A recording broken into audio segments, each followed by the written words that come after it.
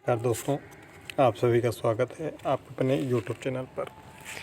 इस वीडियो में हम देखेंगे सीटेट दिसंबर 2024 के परीक्षा फॉर्म को भरते समय कहां कहां गलतियां होती हैं और उन गलतियों से कैसे आप बच सकते हैं। तो वीडियो में पूरा डिटेल से देखेंगे कहां कहां गलतियां होती हैं। पहला, आप अपना नाम, father name, mother name, date of birth, gender और अपना पता है, ये सब एकदम क्लियर भरेंगे। ठीक है। रजिस्ट्रेशन के समय आपको आइडेंटिटी टाइप में ये वाला ऑप्शन सिलेक्ट करना है, any other valid government identity with photograph. ठीक है। और इसमें नंबर में आपको आधार नंबर देना है। इससे आपको आगे चलकर जब आप डिजी लॉकर में मार्कशीट डाउनलोड करेंगे तो आपको दिक्कत नहीं होगी।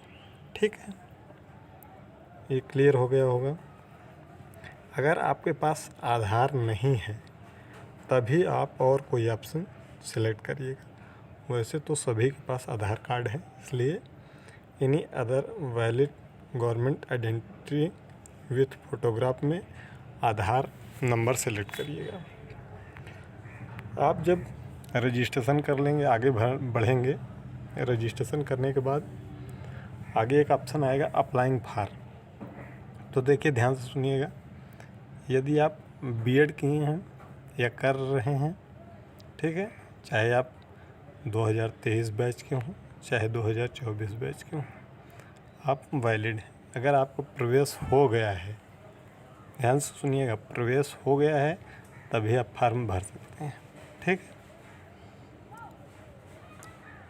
कोई भी सेमेस्टर आपके चल रहा हो, चाहे पहला हो, दूसरा हो, तीसरा हो, चौथा हो। ठीक है।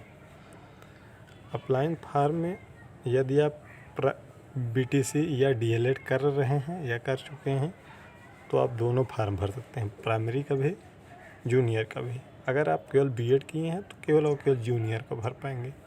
तो अप्लाइंग फॉर्म में सिलेक्ट करना है।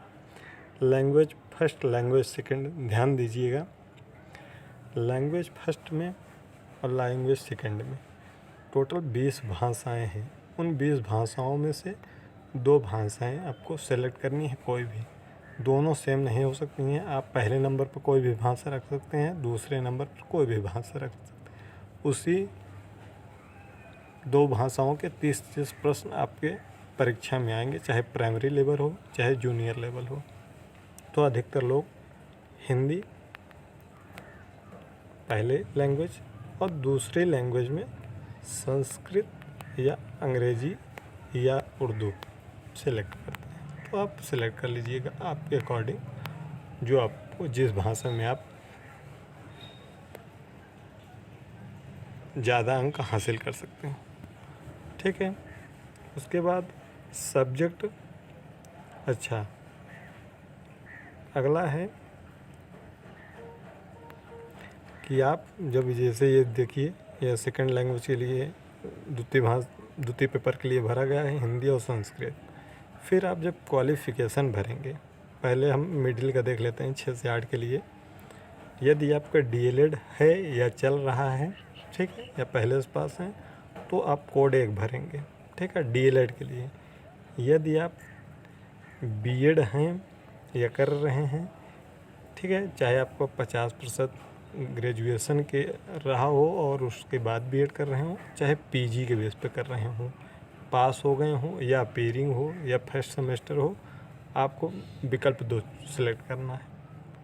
कुछ विश्वविद्यालय 45% ग्रेजुएशन पर भी फॉर्म फिलअप करते हैं, तो उनको 3 नंबर विकल्प सिलेक्ट करना है। ठीक है, ये बातें क्लियर हो गई होंगी।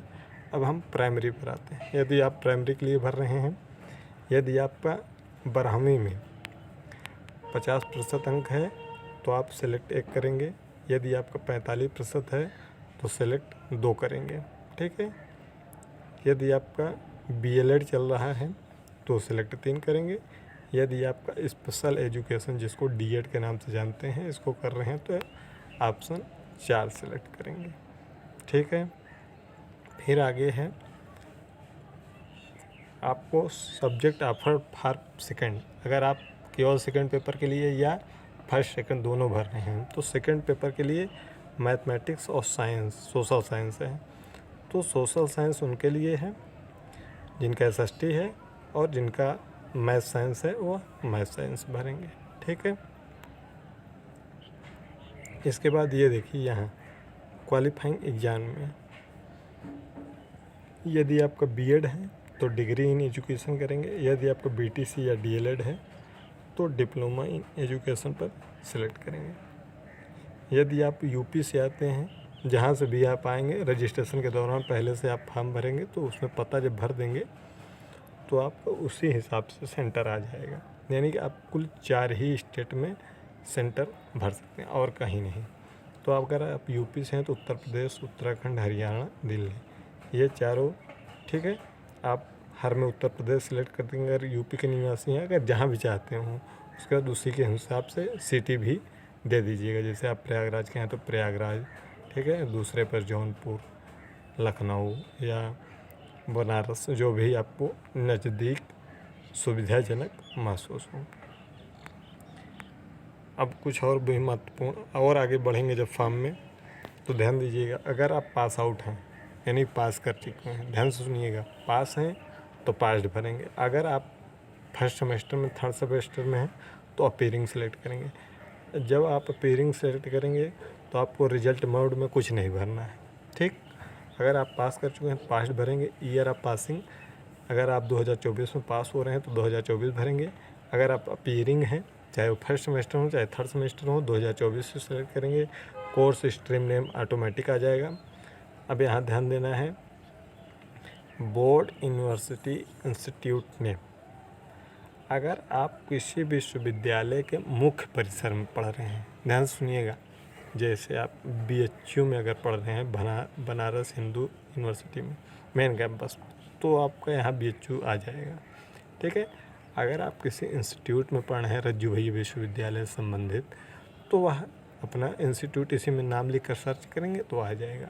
अगर नहीं आएगा तो फिर आप यहाँ अदर सेलेक्ट कर लेंगे। ठीक है। अदर सेलेक्ट कर लेंगे और फिर वहाँ नीचे ऑप्शन आ जाएगा, वहाँ अपने इंस्टीट्यूट का नाम लिख सकते हैं। ध्यान दीजिएगा, आपका रज्जू भैया विश्वविद्यालय नहीं आएगा क्योंकि वहाँ मेन कैंपस में बीएड की पढ़ाई या डीएलएड की पढ़ाई नहीं होती है। कॉलेजों का नाम आएगा। कुछ लोग बोलते हैं कि सर इनमें यूनिवर्सिटी का नाम दिया है, तो जहाँ मेन कैंपस में चलता है इंस्टीट्यूट भी दिया गया है, इसलिए आपके संस्थान का नाम आएगा।